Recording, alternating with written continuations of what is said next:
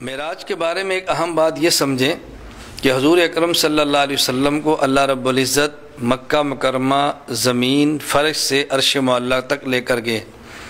عرش پہ نبی کریم صلی اللہ علیہ وسلم اللہ رب العزت سے ہم کلام بھی ہوئے ہیں اور اللہ رب العزت کا دیدار بھی فرمایا ہے۔ نبی کریم صلی اللہ علیہ وسلم نے حق جل مجدہ کا دیدار فرمایا۔ حضرت عبداللہ بن عباس رضی اللہ عنہما فرماتے ہیں، الخصائص الکبریٰ میں روایت موجود ہے کہ رسول اکرم صلی اللہ علیہ وسلم نے فرمایا، رأیت ربی عز وجل، کہ میں نے اللہ رب العزت کی ذات کو دیکھا ہے۔ نمبر 2، الخصائص الکبریٰ میں حضرت انس بن مالک رضی اللہ عنہ کی روایت ہے کہ رسول اللہ صلی اللہ علیہ وسلم نے فرمایا، فرأیت النور العظم، میں نے نور اعظم کو دیکھا ہے، یعنی اللہ رب العزت کی ذات کو دیکھا ہے۔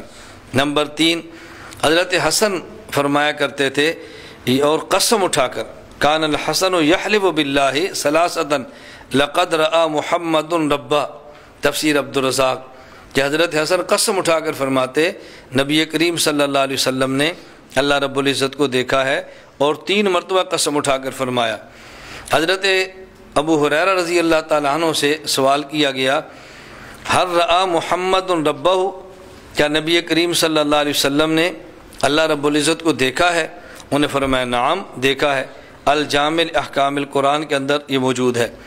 حضرت امام احمد بن حنبل رحمۃ اللہ علیہ، ان سے تو حضرت اللہ رب العزت کی ذات کا دیدار اور نبی کریم صلی اللہ علیہ وسلم کا اللہ کو دیکھنا، حضرت امام احمد بن حنبل تو فرماتے ہیں، انا اقول بحدیث ابن عباس، حضرت ابن عباس رضی اللہ تعالی عنہ والا موقف میں اختیار کرتا ہوں، انہی کے الفاظ سے میں استدلال پکڑتا ہوں کہ نبی کریم صلی اللہ علیہ وسلم دیکھا، اور دیکھا بھی کیسے؟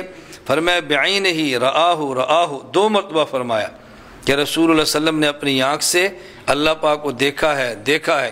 اور جب یہ جملہ کہا، کہتے ہیں حتی انقطع نفسہ، یہ جملہ کہنے کے ساتھ حضرت ابن عباس، حضرت حسن، جب یہ جملہ فرمایا امام احمد نے، تو ایسا لگا جیسے انسان کا سانس بند ہو جاتا ہے۔ اب ظاہر ایک ہمارا معاملہ ہے، ایک حضرت ان اکابر کا معاملہ ہے، تو ان کے سامنے جو استحضار اللہ رب العزت کی ذات کا ہے وہ ہمارے سامنے بہت کم ہے۔ جیسے حدیث ہم بھی بیان کرتے ہیں، لیکن حضرت ابو ہریرہ جب حضرت صدیق اکبر رضی اللہ عنہ کا بھی حدیث بیان فرماتے تو ان کی حدیث بیان کرنے کا ذوق بالکل مختلف ہوتا۔ اس قدر خشیت ان پہ طاری ہو جاتی تھی کہ بسا اوقات گرنے کے قریب ہوتے خوف کی وجہ سے۔ امام احمد بن حنبل رحمۃ اللہ علیہ، عظمت الہیہ جب چھا گئی تو یوں محسوس ہوا کہ جیسے آپ کا سانس بند ہونے لگا ہے۔ پہلا آپ نے 2 بار فرمایا کہ اللہ پاک کو رسول اللہ صلی اللہ علیہ وسلم نے اپنی آنکھ کے ساتھ رآہ دیکھا ہے۔ اور علامہ قرطبی رحمۃ اللہ علیہ الجامع احکام القرآن میں تحریر فرماتے ہیں، ذهب الشیخ ابو الحسن الاشعری و جماعت من صحابہ ان محمد صلی اللہ علیہ وسلم رأى اللہ ببصرہ وعینی رأسہ، وقال انس وابن عباس وإکرمہ والربیع والحسن۔ بہت سارے حضرات کا نام لے کر کہا کہ ان حضرات کا موقف یہ ہے کہ نبی کریم صلی اللہ علیہ وسلم نے اپنے جسم مبارک پہ موجود آنکھ سے اللہ رب العزت کا دیدار فرمایا ہے۔ ہم نے تو یہ پیش کیے اپنے اسلاف کے اور صحابہ کرام سے، نبی پاک صلی اللہ علیہ وسلم کی مرفوع حدیث، صحابہ کے اقوال اور ائمہ کی آراء کہ نبی کریم صلی اللہ علیہ وسلم نے اللہ رب العزت کو اپنی آنکھ سے دیکھا ہے۔ جو حضرات اس بات کے قائل نہیں اور انکار کرتے ہیں، ان کی سب سے مضبوط دلیلیں 2 ہیں۔ ایک دلیل قرآن کریم سے ہے، یہ قرآن کریم سورۃ الانعام آیت نمبر 103 میں ہے، لا تدرکہ الابصار وہو یدرک الابصار وہو اللطیف الخبیر، کہ آنکھیں اللہ پاک کو نہیں دیکھ سکتی، اللہ کا ادراک نہیں کر سکتے، اللہ رب العزت آنکھوں کا ادراک کرتے ہیں، اللہ رب العزت باریک بین ہیں اور باخبر ہیں۔ تو اس آیت سے معلوم ہوتا ہے کہ اللہ رب العزت کا ادراک اپنی آنکھ سے ممکن نہیں ہے۔ اس کا بہترین جواب جو ہے حضرت امام فخر الدین رازی رحمۃ اللہ علیہ نے تفسیر کبیر میں دیا ہے۔ امام رازی رحمہ اللہ فرماتے ہیں رؤیت کی 2 قسمیں ہیں، ایک ہے رؤیت مع الاحاطہ، ایک ہے رؤیت لا مع الاحاطہ۔ مال احاطہ اور لا مال احاطہ کا مطلب یہ ہے مرئی جسے ہم دیکھتے ہیں وہ چیزیں دو قسم کی ہیں. ایک مرئی جس کو دیکھا جائے وہ ہے کہ جس کی حد بھی ہو جس کی انتہا بھی ہو, اور ایک وہ جس کو دیکھا جائے اس کی حد بھی نہ ہو انتہا بھی نہ ہو. اگر کسی کی حد اور انتہا موجود ہو جب اس کو دیکھیں گے تو یہ دیکھنا مال احاطہ ہوگا. ہم اس کے اطراف اس کے جوانب اس کے پہلو اس کو ہر طرف سے دیکھ سکتے ہیں, اسے کہتے ہیں احاطہ. مثال کے طور پہ ہمارے پاس موبائل موجود ہے, اب اس کی حد ہے نا, جب اس کو دیکھیں گے دائیں بائیں آگے پیچھے ہر طرف سے دیکھ سکتے ہیں.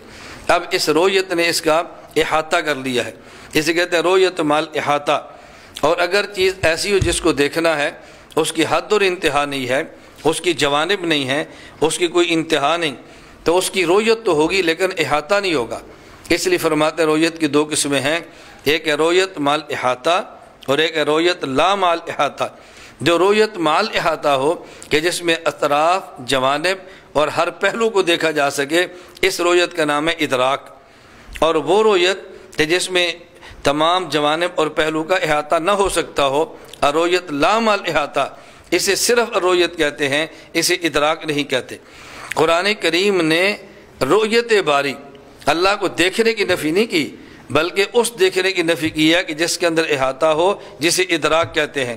لا تدرکہ الابصار, کوئی آنکھ بھی اللہ کا ادراک نہیں کر سکتی, یعنی ایسا نہیں دیکھ سکتی کہ اللہ کے جوانب پہلو اور تمام اطراف سے کہ دعویٰ کرے کہ میں نے دیکھا ہے, ایسا آنکھ کے لیے ممکن نہیں.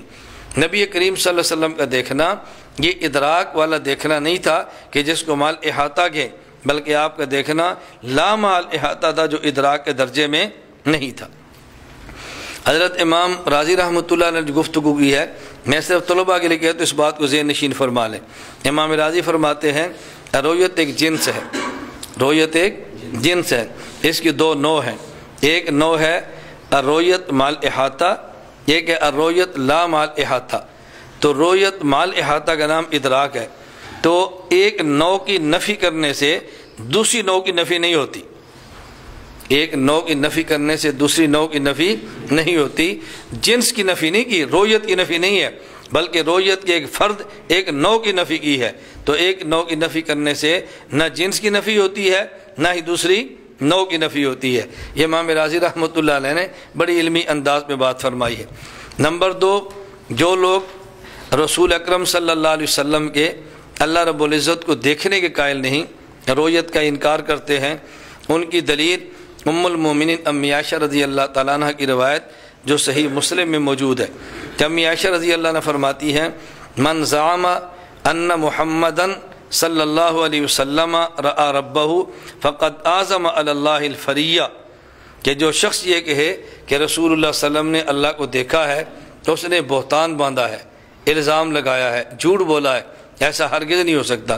وہ کہتے ہیں امی عائشہ زیادہ تمہارے پاس علم ہے. اس کا سب سے آسان جواب یہ ہے کہ رویت کی دو قسمیں ہم نے بتائی ہیں, ایک رویت مال احاطہ ایک رویت لا مال احاطہ. امی عائشہ رضی اللہ تعالیٰ عنہ جو نفی فرما رہی ہے وہ رویت مال احاطہ کی نفی فرما رہی ہے, رویت لا مال احاطہ کی نفی نہیں فرما رہی. وہ اس رویت کی نفی کرتے ہیں جس میں اللہ کا ادراک کیا جا سکے, اس رویت کی نفی نہیں کرتی کہ جس میں رویت ہو لیکن ادراک نہ ہو. اس کو فتح الباری میں علامہ ابن حجر اسقلانی رحمۃ اللہ علیہ ان لفظ میں ذکر فرماتے ہیں والمراد بالادراک فی الآیۃ الاحاطہ وذلک لا ینافی الرؤیا, کہ انہوں نے ادراک کی نفی کے ادراک, اور امی عائشہ رضی اللہ فرماتی ہے کہ رویت نہیں, کون سی رویت, ادراک والی ہے. اور قرآن نے نفی ادراک کی ہے, مطلق رویت کی نفی نہیں کی. تو امی عائشہ رضی اللہ تعالیٰ اور منع کر رہی ہے اور قرآن کریم اس بات اور چیز کا ہے. تو جب نفی اور کی ہو اور اس بات اور کا ہو, جس کو تناقض اور تعارض کبھی بھی نہیں کہتے. میرے طلباء سمجھتے ہیں نا, تر تناقض حشت وحدت شرط داں وحدت موضوع محمول و مکان, یہ 8 چیزوں میں اگر تناقض ہو تو پھر اگر ان میں سے ایک کا ہی فرق پڑ جائے اس کو تناقض کبھی نہیں کہتے. تو نفی اور کی ہے, اس بات اور کا ہے, اس کو تناقض ہرگز نہیں کہہ سکتے. اللہ رب العزت ہمیں بات سمجھنے کی توفیق عطا فرمائے.